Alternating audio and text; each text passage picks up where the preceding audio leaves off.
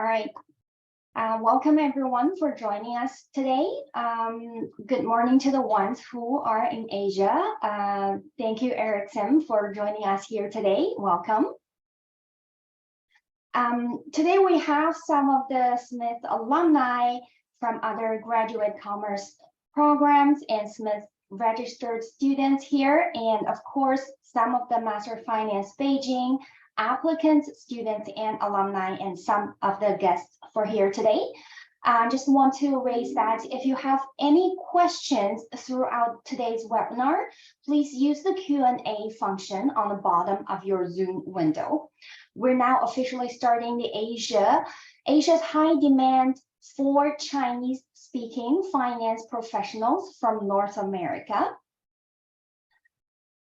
First of all, a very brief introduction about myself. My name is Eileen. I am the Associate Director for Queen Smith Master Finance Beijing program. I am also a very proud alumnus from Smith School of Business. I did my full-time MBA in 2015, and I also did my MMA in 2019. If you have any questions related to any of the three programs I just mentioned, feel free to reach out to me through email or WeChat.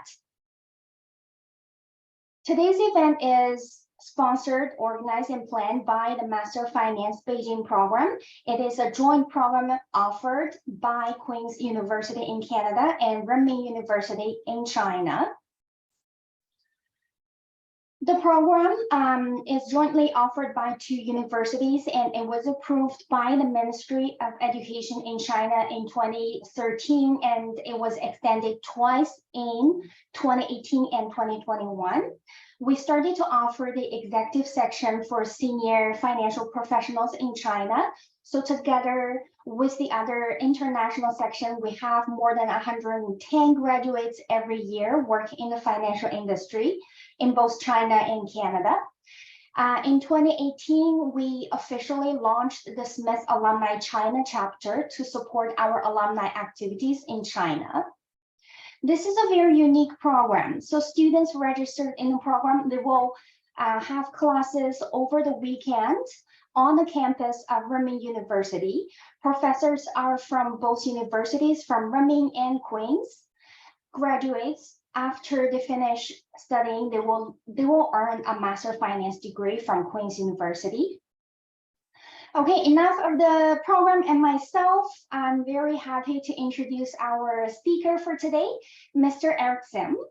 Eric Sim is a banker, a lecturer, a speaker, and an author. He served as a managing director at UBS Investment Bank, and he is the most followed CFA charter holder on LinkedIn. Last year, he published a book, Small Actions, Leading Your Career to Big Success, which was also translated into Chinese language and published earlier this year. 讲好你的故事. If you're interested in either version, I encourage you to search online. I'm sure you will find a place to purchase.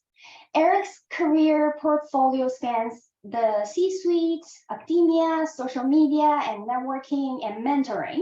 He founded the Institute of Life in 2016 with a mission to train young professionals to be successful at work and in life.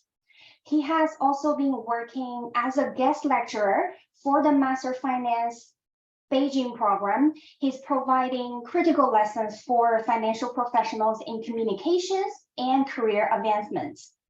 Welcome, Eric. The floor is yours. Thank you, Eileen, for inviting me to do this, and and Renmin as well.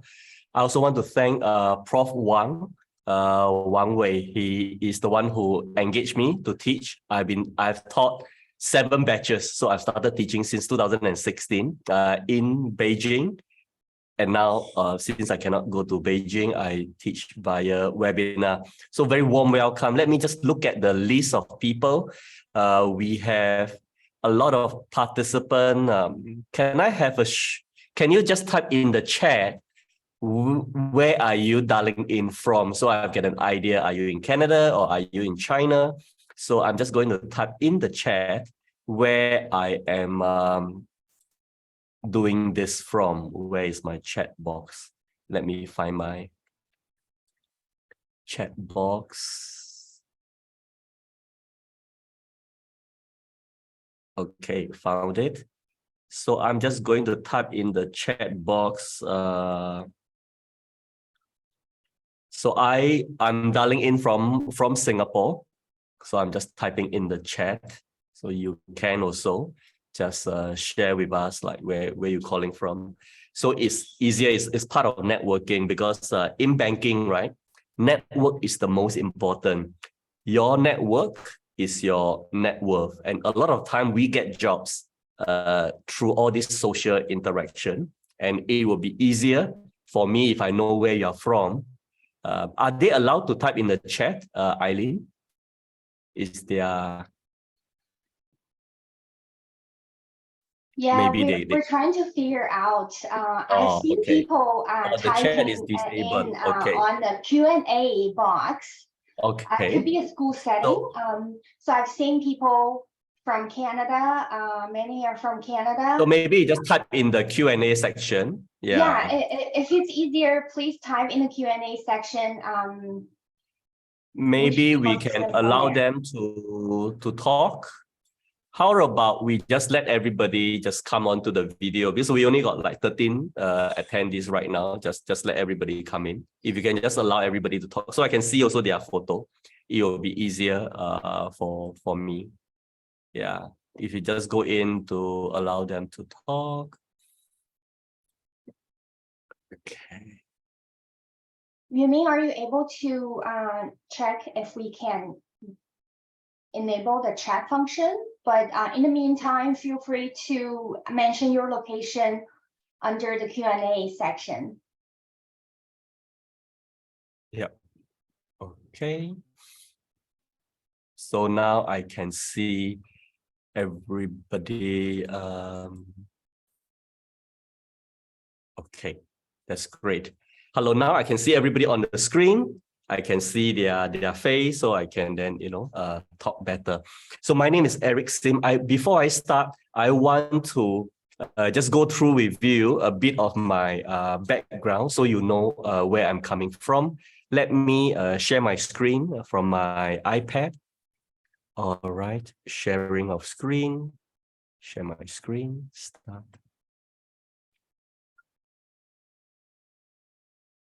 Okay.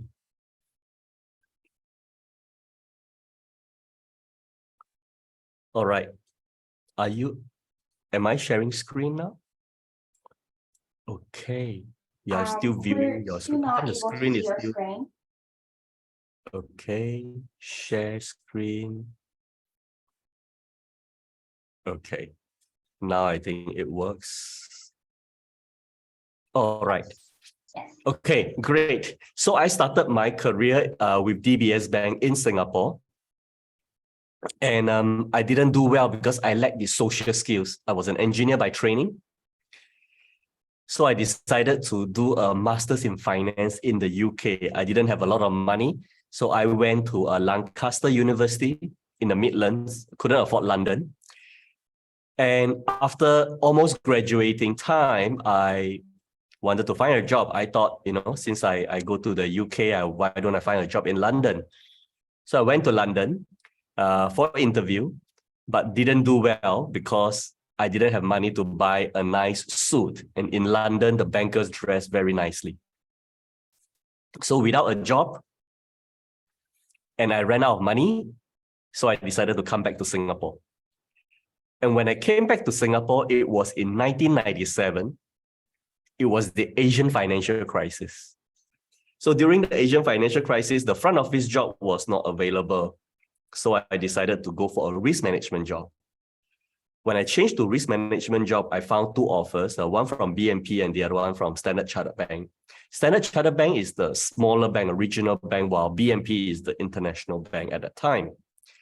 I decided to take up the Standard Chartered Bank offer because the boss at Standard Chartered Bank really want to train me up.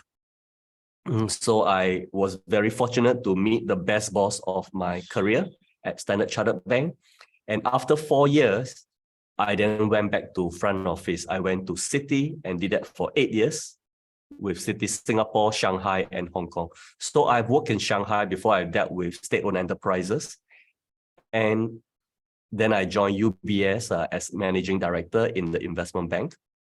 And that's where I provide investment banking solution to corporate and institutional clients. So you heard Eileen introducing me teaching. So I taught in various universities from NTU, which is Nanyang Technological University in Singapore, to Tsinghua, the Swordsman's program, and I was a young associate professor at Hong Kong UST. And now I teach for Queen's, the Smith School of Business. I also have my own Business Institute of Life, where I train young professionals like you. I work with CFA a lot to give talks around the world. I write on LinkedIn, and I have a book called Small Action. So that's my career.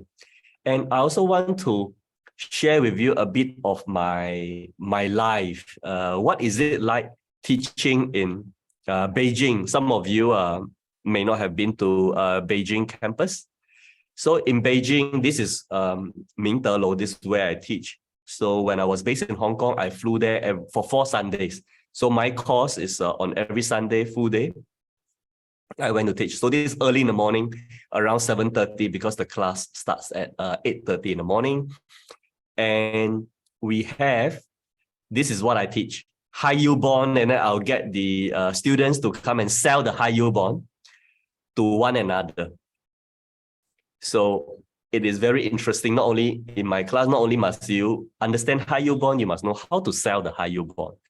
And these two students, one act as the banker, one act as the investor. Then I will also invite CFO or from companies. This is Rong Chuang. So Rong Chuang is one of the real estate companies. So I invited her, if she's my client, so I invited her to share from the client's perspective what she expects out of a banker. So our students can understand what they must do to service the client. And my life as investment banking may be very glamorous from the outside, but the truth is not like that. A lot of time, right? I need to entertain the customers, and it's very, very tough job in investment banking. So you see, I need to drink with the customer. But fortunately, these few years, no need to drink anymore. This one was maybe about 10 years ago when drinking culture was still there. Now, much less drinking culture. But we don't have time. So a lot of time I eat on the road. This is my breakfast because my meetings are very packed in between meetings. So this is guo tie, and then sometimes I eat baozi as well. It's quite interesting to do that. I also will visit my customers in China, the chicken farm, because sometimes we need to finance companies with chicken farm. We'll finance, and then when we finance them, we go there. We don't eat really great food. This is what we have. And we also need to visit coal mine in various places in Asia. So for this, I brought a Chinese customer to Indonesia to look at a coal mine because they wanted to buy a coal mine. And yeah, and that's the life of a banker. Now, if you see, sometimes you need to get yourself very, very dirty. It's part of the due diligence job. All right, let me start my presentation proper down here. So today we're going to talk about the Asia high demand for Chinese-speaking finance professionals from North America. So all of you are here. I think you probably are interested to know how to get a job in banking. So the first thing to know is there is a huge demand. If you look at this, maybe I just put myself below. Fluency in Mandarin becomes key for Hong Kong bankers' success. There is just not enough bankers who can speak Mandarin in Hong Kong and in Singapore. So more than 2/3 of client-facing position in areas such as equities, asset management, research, advisory require Mandarin speakers compared to about 40% 4 years ago. So now 2/3 position in Hong Kong and in Singapore. If you look at the Singapore situation, super challenging. Banks in Singapore struggle to hire Mandarin speakers. And 2 new banks, 2 digital banks, where speaking Mandarin is a plus. So how about in China? In China, there are also jobs, quite a few jobs. In fact, so you got this ANZ corporate finance job. You also got Goldman hiring business finance professionals. So you can see there are quite a few jobs. But what are the things that you must do in order to get this job? Number one, you need to understand the finance sector. What kind of companies are there? So number one is to understand the types of financial institution in Asia. What are the types? It's a bit different from North America. Let me just show you quite a few of them. Investment bank. So you know the bulge bracket investment bank like UBS, Morgan Stanley, Goldman. So they are also very active in Hong Kong and in Singapore. Whereas in mainland China, JP Morgan and UBS, they are also hiring because they have now acquired the stake from their JV. So previously for UBS as UBS Security, UBS owned 25%, increased to 49%, and now 100%. Same like JP Morgan is 100% owned. So when they own 100%, they want to hire more people and they can expand. So you can look at foreign banks with big China operation in China. Then there is, of course, the consumer bank or commercial bank like Citi. Citi is a huge commercial bank in China. I used to work for Citi in 2005, 2006. Security houses, 国泰君安、海通、中信、中金, all of them are Chinese investment bank. It is also a good platform to join. You can also join insurance company like Ping An Insurance to do asset management. And Big Four, huge as well in mainland China, Hong Kong, and Singapore. And I also want to talk about these 2 areas. These 2 areas is very hot right now in Singapore because there are a lot of money coming into Singapore. So much money that there is just not enough. We don't have enough bankers. So you can also consider joining a family office in Singapore, Hong Kong, or join in mainland, but help manage this money out from mainland. So private banks are hiring big time in Singapore and Hong Kong. And UBS has recently set up a wealth management for the 1 million RMB client. So not the private bank, but high net worth individual. So you can also join the UBS new platform. They just started this new product, and they'll be hiring quite a few people. All right, let me continue to share with you the setup of investment bank in a typical bulge bracket bank in Asia. So IBD, right, consists of 3 parts. One is the coverage team. So if you join IBD, you can join the China team to be based in China or based in Hong Kong.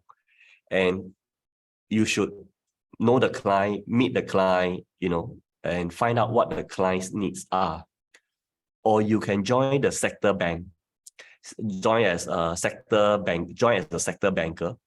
Sector banker are the specialists, they know very well their area, their industry.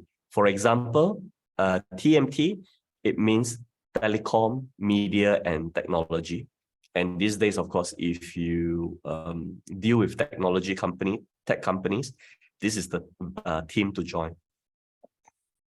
You can join FIG as well, Financial Institution Group. Of course, there's metal mining, oil and gas. Healthcare is very big these days as well. So if you want to use more technical knowledge, you can join the sector team. And in this sector team, it is very important to understand China because we are servicing Chinese customers. But at the same time, this is a global team. Our healthcare team, say at UBS, is going to be a global team because you need to understand the healthcare in other regions. So for you, you have competitive advantage if you come from North America. A lot of time you can explain what's happening in North America to the Chinese client. And products. A lot of students, when they want to join investment banking, they know M&A and they know IPO. But the better thing is to know the other part as well. So what's ECM? ECM is equity capital market. Yes, you do the IPO. Now it's a bit more difficult because the equity market is not so hot right now. Then there's a debt capital market where you issue bonds. There's some defaults of bonds among the China real estate developers. So the high yield bond market is also not open. So these are the bit of information that you should know so that you can decide where you want to join, and also you can perform better to be able to do well in the interview by knowing how IBD is set up. Then leverage finance is to provide financing. So I want to introduce you one person, Brandon Tu. Brandon Tu was my ex-colleague from UBS. I already left. He rejoined, and he's the head of ESG advisory. So this is very new. This is only started this year. So UBS set up ESG, and ESG in North, that means environmental, social, and governance, is much more developed in North America, where you are based, where you're from. So you can right now, before you get the job in China, understand ESG. So when you come back to Asia, you can provide more information. And you don't have to know a lot. You just need to know a little bit more than the people in China or in Asia. That will help you get the job. And why we need people like you is because you know North America, you know the culture between East and West, and that is very important. I'll share with you why shortly. So now, you know the sector, of course, you know private bank as well, commercial bank, you can go and find out. But how do you stand out? How do you stand out from the crowd? Because when you go back to China, you're competing with students from Beida, Tsinghua, NTU, and NUS.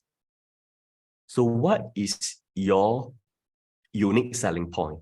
I've got this idea, which I developed when students ask me, right, is it better to be a specialist or is it better to be a generalist?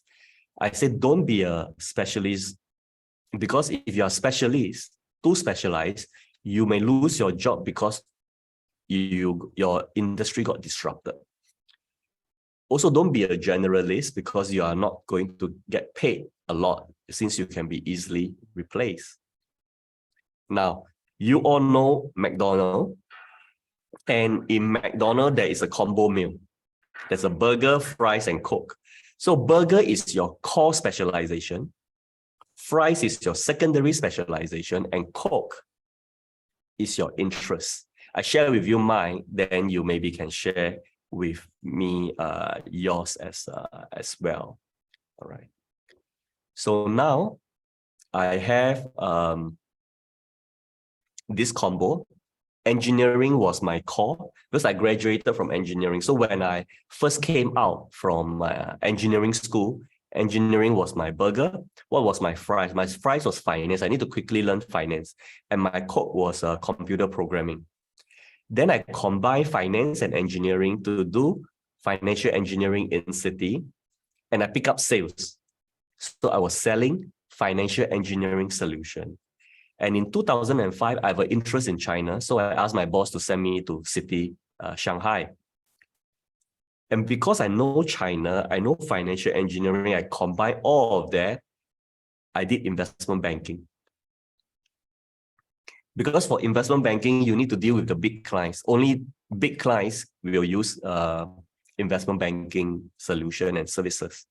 So I was dealing with state-owned enterprise and all the big companies, private companies in China.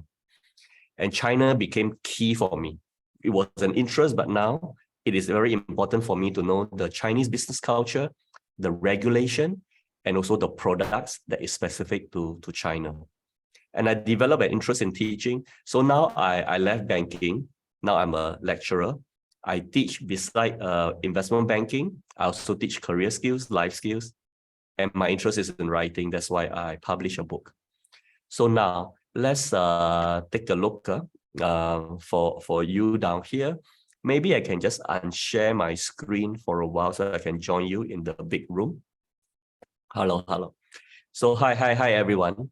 So now it's now I like you to think about. Unfortunately, you cannot type in the chat. But if you want, you can unmute yourself, introduce yourself as well. So now, what would be a good combo for you? Okay, maybe we can just use the raise hand. How many of you have a finance background? That means just finance. Okay, I can see. Yeah, just raise your hand so I can see who has finance background. So like four of you got this finance background. So some of you may be doing engineering or doing other or doing accounting. It doesn't matter. So if finance can be your core, then what can be your secondary, right? So you can choose a secondary specialization. Is it business analytics? Is it data analytics? Yeah. Then your third one, your interest could be connecting between East and West. So be able to connect East and West is a very important differentiator for you compared to other students. Okay. Now, maybe I just want to ask, anybody from technical background, engineering, mathematics, physics, computer science background, anybody who did that? No. So most people are probably in okay. So we have one, Junyao, right? Junyao. All right. That's nice. So engineering can be your core right now. Finance, if you take a master's in finance, then finance can be your secondary. Then your ability to connect East and West, your business culture, awareness can be your Coke. So now you can find your own combo. All right. Now, let me continue with my presentation. Share the content, start broadcasting.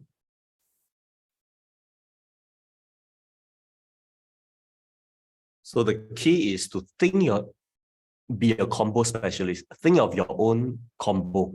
It is key. So don't sell yourself short, and don't think that studying in Canada is not going to be so useful. In fact, it is going to be very useful because a lot of time I need to connect with American colleagues. So number 3 is to develop cultural awareness. Some of you may be in Canada for a very long time or in North America for a very long time. Make sure you understand Chinese culture as well, right? For example, sitting arrangement. When I invite customers to go for a form like a business lunch or dinner, and sometimes I ask my junior to book the place and then to be there first. So if you are there first, do you know how to sit? All right. So the sitting is like this. If I'm the host, I'll sit here, right? Then I let my important guest sit next to me, sit on my right-hand side. Right-hand man, right? That's the most important person. Then the second most important is the left. Then the second host maybe is my number 2 in charge or a team head from another department. That will be the second host. Then the rest will sit accordingly. This is one way of arrangement. Sometimes I let the client sit in the head seat, the most senior client seat. I sit here. This is me, Eric Sim. I sit next to the client on the right-hand side.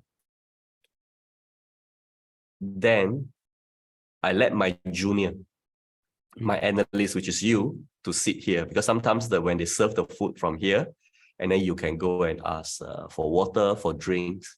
So these are the arrangements that you should be aware of for business meetings, especially if you are away from China for long. Some of these little things you may not be aware of, but know that client minds a lot of this. And also, because you are in North America, so you know a lot of the sports lingo. The boys in their court, it's a slam dunk. You know phrases like this, or don't drop the ball. But for people in Asia, we do not know this. This is important when we want to speak to American colleagues. There was once one of my shipping clients, state-owned enterprise. They wanted to acquire an American container leasing company. So I need to get my colleagues in America who know this sector very well to speak to my Chinese client. And I need the junior to coordinate the meetings. And sometimes, if you understand American culture, you can relate better. You can do the better translation for our American colleagues, translate that for our Chinese customers. So that is where you come in. Cultural awareness is a big part of international business. So for you, your niche would be a job that requires, that has an international setting. Number 4 is learn how to prepare a pitch book in Chinese. A lot of time, we see a pitch book like this, for example. This is Hong Kong Exchange acquiring LME. Hong Kong Exchange acquired London Metal Exchange. And you, as the analyst, you do this pitch book. So the pitch book will consist of the consideration, 1.388 billion pounds, the share price, consideration mix is all cash, and financing. Very important is to understand how to finance. 1.1 billion will come from loans, will come from facility from CDB, Deutsche, HSBC, and UBS. So your job is to prepare this. But what happens if the client is a mainland Chinese client? You need to prepare this in Chinese. I'll show you an example of what it looks like in Chinese. Hopefully you can see. So this is a Chinese pitch book.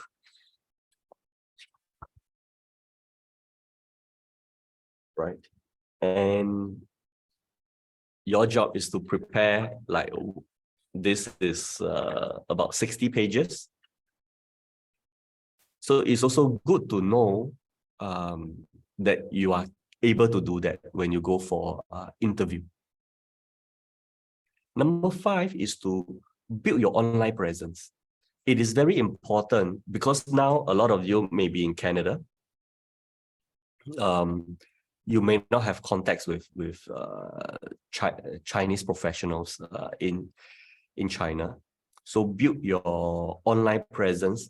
And sometimes your online presence, you should also try to connect with bankers in Singapore and in Hong Kong. Because sometimes, even though if you want to work in China, right, they can give you some information for you to be better prepared. Remember, you are supposed to be an international student. Your offering must be international. Your network must be international. Your online presence must cater to both English-speaking and Chinese-speaking audience. And if you look at this, this is a job published in LinkedIn, looking for Beijing, looking for analysts to be based in Beijing, but published in English. And when they publish, this is available to people outside of China. So you can be the one. So don't forget that although LinkedIn now is not so well used in China because they cannot create content anymore, still there might be jobs up there. So I have my LinkedIn, you can follow me, you can read my content, and my network has a lot of bankers and finance professionals. Sometimes they want to look for interns, sometimes they want to look for analysts. If you hang around, if you comment, then when my friends see it, they may notice you, they may hire you, or when you apply for a job, that when they are the interviewer, you can mention that you've seen them on LinkedIn. It's not a very big community, the finance professionals in Asia. This is my student, Cornelis. He managed to get an internship with Goldman at Global Markets because he used his LinkedIn to network, and he write a nice introduction. So not just your CV only lists down your education, maybe 1 or 2 internship, but who are you? We do not know. There's no personality on your CV. So it is good to use LinkedIn to share what you're passionate about and your story. So this is Cornelis' story. And of course, LinkedIn alone is not enough, especially if you want to work in China. Your WeChat, and I suggest, right, your WeChat, write your full name. A lot of students, they like to use their nickname. So one time a fellow MD wants to hire an analyst, asked me, hey, you got so many students, Eric, can you introduce an analyst that he can hire? It's a good job, quite good pay. So I remember one of my students, Xu Yuehong. So I said, okay, Xu Yuehong should be suitable because I think he has got a master's degree in finance and engineering background. Communication is not bad. So then I want to introduce Xu Yuehong to my friend. So I went to look. I couldn't find Xu Yuehong. Then I introduced another student of mine who's also equally good, a female student. And the female student went for 2 rounds of interview, got the job, very happy. 3 months later, I realized that Xu Yuehong is not called Xu Yuehong. He's called Yi Pianhai. So it's very difficult for me to remember his name and also his nickname. So if you are during the job search period, try to use your real name. It is easier for people to search for you, for people to remember you. After you get the job that you like, you don't need to look for a job anymore. Then you can switch back to your nickname. So I also have my 公众号. Maybe you also have your 公众. If you have 公众号, right, you don't need to write regularly. You just need to write 1 or 2 articles, maybe 3, right? To show what you're passionate about, you can share. And sometimes from there, you build your brand, you build your online presence. When HR look at you, oh, you are a student, but you can talk about finance in your 公众号, which is really good. So for me, I also have 小红书, and on 小红书, I share my my views. Like for this particular one, I talk about 想进入金融行业要准备些什么. So if you want to get into banking finance, what you need to prepare. So if you want to know more of that, let me just share with you. Can I, let me see. Yeah. Okay. Where is, okay. Are you able to search? Yeah. If you want to get onto 小红书, you can search for it. Otherwise, I will give you in the chat. Let me just find the chat group. Okay.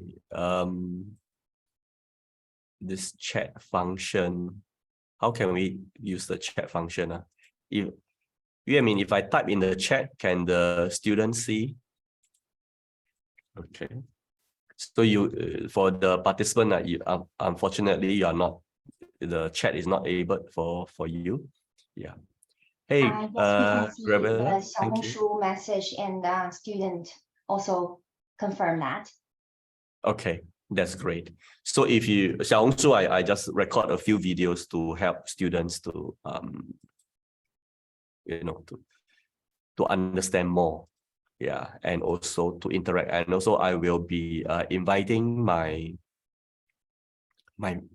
friends from private banking, investment banking in various Asian cities to do the sharing as well. So you can also hear from them in the near future, I hope. Yeah.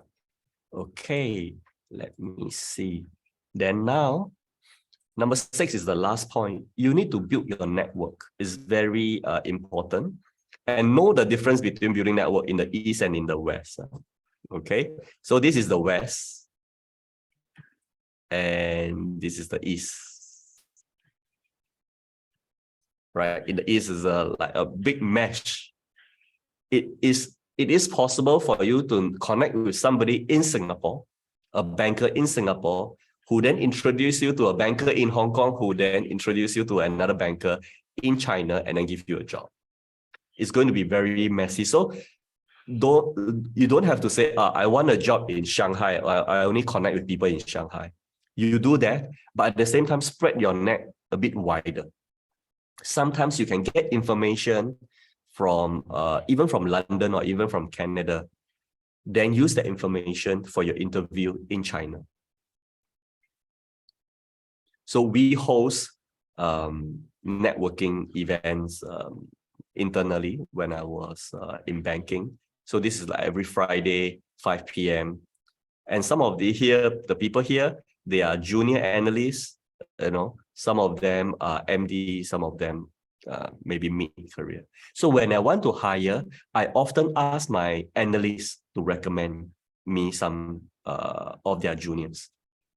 So it is very important for you to connect with senior students who are 2-3 years older than you, who are working in the bank that you want to work for, or who are working in the area that you like to work, because they can give you a lot of information. They can give you the jargon that we use in banking, so that during interview, you can use those words as well, those jargon that we use. So I'd like to introduce you Paul Au. Paul Au was from this China Merchant Bank International. He was my ex-colleague. He is very familiar with debt capital market. So if you want to know about debt capital market, you can connect with him on LinkedIn. And Coco is a private banker now with Julius Baer. If you want to know private banking, you can also connect with her. Just note down her name. And with that, right, I thank you for listening, and I'm very happy that you have made time to listen, and we can now go on to a Q&A session. So I will just give you my LinkedIn as well, so that you can. So for this Q&A session, maybe you can just unmute. Okay, just my LinkedIn for you. All right, now I think Eileen, you have already got some question that some students have asked. Yeah, we have collected some questions through registration and our other chats on social media. We do have 3 questions from those steps. So the first one is that a 4th-year student is asking, I'm a 4th-year international Chinese student at a university in Canada, and I've passed the CFA level 1. So what advice could you give me to launch my career in finance in mainland China? Okay, so number 1 is to understand the mainland China finance landscape. So like just now, I gave you, so you the big hirers will be the security houses, right? You got the big one, just like I mentioned, Haitong, Guotai Junan, Zhongxing. So these are the one, and of course the banks. And very important is to highlight your awareness between East and West. Do you know for one of the security house, they want very much to hire international students to make themselves more international, because a lot of these Chinese financial institutions, they now need to do business with international customers, and they want to bring their customers to the world to do acquisition, to buy asset. And as an international student, you can use LinkedIn, go and connect with professionals that you like. Reach out, learn how to reach out to professionals, because a lot of jobs you can obtain through network, not so much of through advertisement. So LinkedIn, your Xiaohongshu, and there are also quite many bloggers on Xiaohongshu. They share career tips. You can also connect with them and ask them, and hopefully when there's a position for internship, somebody will notify you. Thank you, Eileen, for asking. Thank you very much. I'm very glad that you mentioned networking. And we do realize that besides LinkedIn, there are also other channels, especially for mainland China. Like you mentioned, you have Xiaohongshu, and there are channels and moments on WeChat and other social media as well. So the next question is actually related to networking. Somebody's asking, considering the business or working culture and the current COVID impact in China, do you have any advice for networking for young professionals? Yeah, networking got 2 types. One is you go to a big networking event, right? That may or may not happen, and sometimes it's difficult. Right. You can also do one-to-one networking, right? You search for somebody that you like. If there's no way to connect with them, how about trying to connect to them via LinkedIn? So try to find ways to connect with people. That is key. Just now also somebody mentioned, right, he has got CFA. When you pass level 1 CFA, you can then join CFA events. Volunteer. So when you join CFA events, say, can I volunteer to organize events? And if you are still in school, invite speakers to your school to give a talk, or invite speakers to do a webinar like this. So I've got students who did that, and they got a job. In fact, there's one student called Wang Haozhe. Haozhe asked me to give a talk for his school. It's a Spanish school in it's called IE University. I initially didn't want, so I say, okay, if you organize for 500 people, I'll come. He really gathered 500 people, students, alumni, public, to come. And after that event, he was very happy because it was the biggest event for the school. And 3 months later, he went to interview with UBS. And he brought up that he organized this event. He managed to convince the MD to give the talk, and he got an internship. And now he got a return offer. He's already working in London, in investment bank. So a lot of time, your networking not necessarily must be over a coffee or tea. It's very difficult to get somebody out for lunch because you don't know them. You can say, can you give us a talk? I arranged 30 students to listen to you on this area about asset management, about private banks. Then you build relationship. They may not give you the job directly, but the knowledge that you gain to understand how is it happening inside the company will help you during your job interview. So that is key. Yeah. Do online networking on top of your offline networking. And also, when you want to network, see what you can do for people. Mm-hmm. Can you create a poster? Can you help write articles? Can you edit videos? All of this can help you build relationship with busy finance professionals. Yeah. Very good tips. Thank you so much, especially for younger professionals. They really need those tips. And also one of the things you mentioned earlier, do networking with people who are only a few years senior than you, sometimes like missed opportunity. Okay, Next question. This is the last one we collected beforehand. I have seen we have a couple of questions posted on Q&A session. After this one, last question, we'll cover those on Q&A. So last question here is that, do you have any secrets about balancing your professional and personal life? I've heard a lot of stories how busy it is in financial industry. Yes, definitely, because the analysts, right? Usually they work very late. Sometimes when I finish my work, I go out for client dinner and I come back to office at around 9:30 p.m. The analysts are still there working. So they got not much of a life. Number one, you need to do regular exercise. No matter how busy your life is, do some exercise so you can take the stress.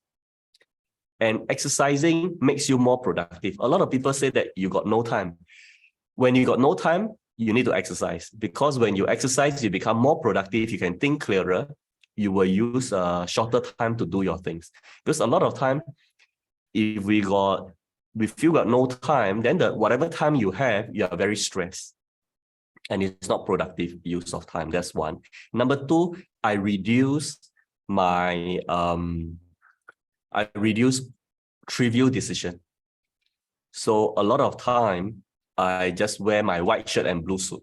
Everywhere I go on social media, if you see me, I'm always like that. So I do not need to think, okay, what color shirt should I wear? Okay, today's presentation, Canada, maybe I should wear red to match the flag, or I should wear orange. So too much of that decision. So I cut that down. I stay in the same chain hotel. Normally I stay Hyatt everywhere I go. And even when I buy car, I just buy Audi car everywhere I go, in Shanghai, in Hong Kong. In this way, I reduce trivial decision and I put my focus on the important decision. I then put my focus on servicing my customers. I can see also we have some question in the, okay, there's one more question. Okay, I can see. No, I just put the Q&A question on the screen. Okay, yep. So there's this question down here. If one's Mandarin is not good, are there opportunities in Singapore banks at mid-levels? Yes.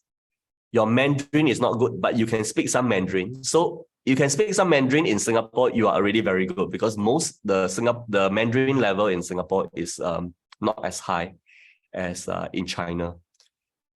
So yeah, there are a lot of jobs in Singapore banks, but you do need to bring one skill to Singapore. For example, risk management skills, technical skills. You need one hard skills in order to get the visa to work in Singapore. So you have to find out what that and mid-levels, a lot of jobs. If you search on LinkedIn, a lot of hiring, and also go to e-financial career. Have you heard of e-financial career? This is a job portals that with many jobs. And this time, I said this period, there are more jobs than people. So I'm going to type in the chat e-financial career. So if you go and click efinancialcareer.sg, you will be able to find many jobs in Singapore that doesn't require Mandarin. In fact, Singapore's working language is English. Only when you want to serve Chinese customers, you need to speak Mandarin. Thank you for asking. Yeah, another question from the Q&A live. I've been working in Canada. It's a bit long question.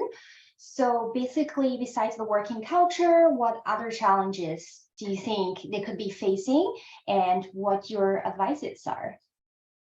Okay. So what other challenges do you think I will potentially face for China? I think number one is relationship, the focus on relationship.